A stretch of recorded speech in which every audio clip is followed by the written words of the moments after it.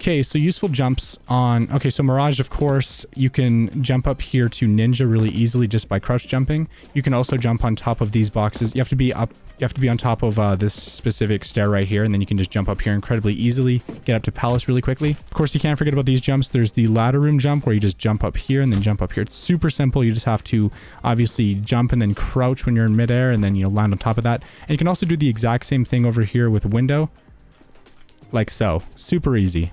My trick for doing it is you want to kind of look forward and then you want to like strafe jump into it. You don't want to just like run forward. You want to try to strafe jump because it gives you a higher chance of succeeding. You can jump on top of these little crates right here. Super simple. You just kind of like walk until you get stuck and then jump up. Easy peasy. You can't mess it up. Yeah, so little pixel boost so you can get up to Van a little bit easier. And then of course you can always go for window jump to throw them off. This is probably one of the best ways to hold cat. Just jump on top of your teammate's head and then hold this angle right here. And if they get too close or if they start shooting, just jump off and then play a different angle or run back. Yeah, you can just jump on top of your teammate's head, on top of bench, and you can see right into apps and they'll never see it coming. Especially if you have an op, this is really good. You do have to make sure you have mid control though, because if they go up cat, you're kind of out in the open. A lot of people like usually stand in the wrong spot for this. But basically, this is a really good angle if you have a shotgun. You essentially want to jump on your teammate's head and then you want to hold apps from this angle right here. You can crouch and then stand up if you have to. But overall, a lot of people will not see it coming and you can get an early shot on them and take them out in a vast majority of cases. And I think that's Mirage. And then I guess here, if you want to get back to window, you just kind of jump like so.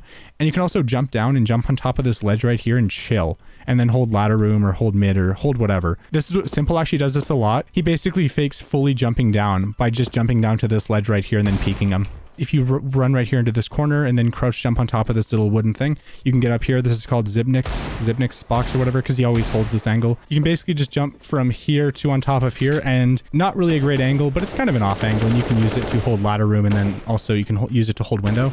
But it's really not that great because you're out in the open.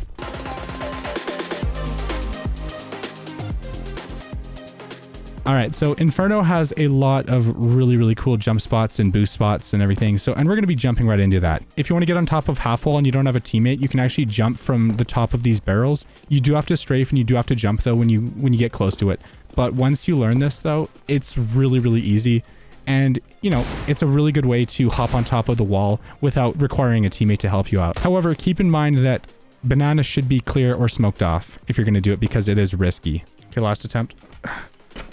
Oh, I got it last attempt, dude. So yeah, it is possible. And then once you're up here, you can actually sneak all the way back here and you can get to the default new box spot. There we go. Okay, another boost spot is right over here by plants. So here, crouch right here. So a good way to counter this is to, and then crouch right here. You can jump on top of your teammate's head and basically look over the smoke really easily. So that's a really good situational like strategy you can do. Like if you want to get up here silently, normally if you make the jump, they'll hear you.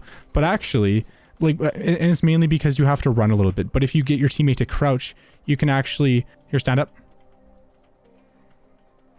There we go. So you can actually walking jump all the way up to bedroom without making any noise whatsoever. And I've seen a lot of pros use it. It's incredibly useful. And the last boost I'm going to show you guys is probably the most useful one. So obviously there's Shock's box right here. You can actually jump on top of here and you can watch apps. But here we go. I'm going to show you guys how to get on top of quad really easily. So you just jump up here, crouch. So right there, and then running. There we go. So that's a really good lineup for doing that, and you want to strafe jump, obviously. Okay, and that's it for Inferno. Next up, we're moving on to Cash.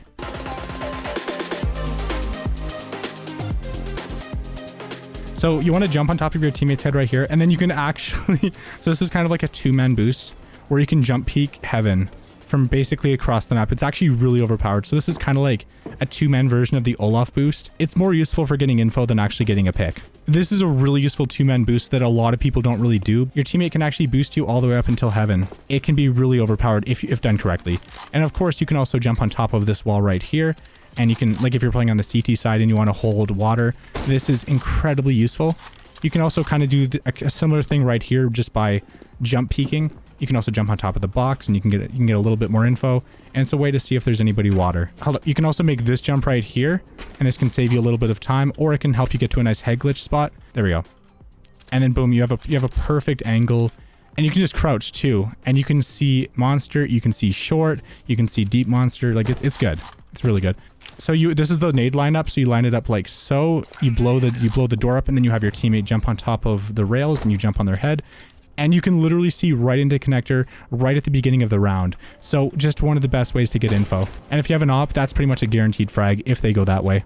You can jump on top of your teammate's head and you can see over the wall basically. But you do have to be careful because this wall is wall bangable, and they will, if they see you there, they're going to spam both you and the teammate right below you too. So you want to maybe be at kind of like a different angle. So then that way, you know, if they like just spray downwards, they're not going to get both of you. Get in the corner. This is probably one of the most situational boosts on the planet. It's actually, so this is an angle that might actually work if you know they're saving. Wow, honestly, I feel like this could work out really well, like in the right situation. I want to show you guys this boost as well. So I always do this boost whenever I play whenever I play this map. I always do this boost with an op. So you basically want to kind of strafe jump from the bench all the way up to flowers up here, and then I hold this angle right here. And obviously you can also like two-man boost with your teammate, but this is easier just because it requires just one person. And obviously you don't want to just jump like so. You have to strafe because this thing will kind of slow you down. So you have to kind of like strafe around it. There's this boost right here where you can actually see all the way down long. And unfortunately, there used to be a jump spot right here, but Valve, they put a wall up, unfortunately. If you want to get on top of the shelves, you basically just want to like strafe jump on top of them. And it's really not that useful. It's more useful if you're trying to save, or if you're trying to hold like, you know, hold an off angle for lower connector, or if you're just trying to like hold party and you don't want to be all the way down here or all the way pushed up. But it's not the most useful thing on the planet. You basically want to line your crosshair up right here, and then you want to jump and hold control. But my lineups are just not that, they're not that great. There we go. Okay. And if you're paranoid, or if you think they're going to be coming monster, you can actually do this at the beginning of the round. Just hold this angle right here. You do have to be conscious, obviously, of connector, because they will be able to see your scope if you have a scoped weapon. But this can be really good for getting an early pick or early info. Anyways, let's move on to train.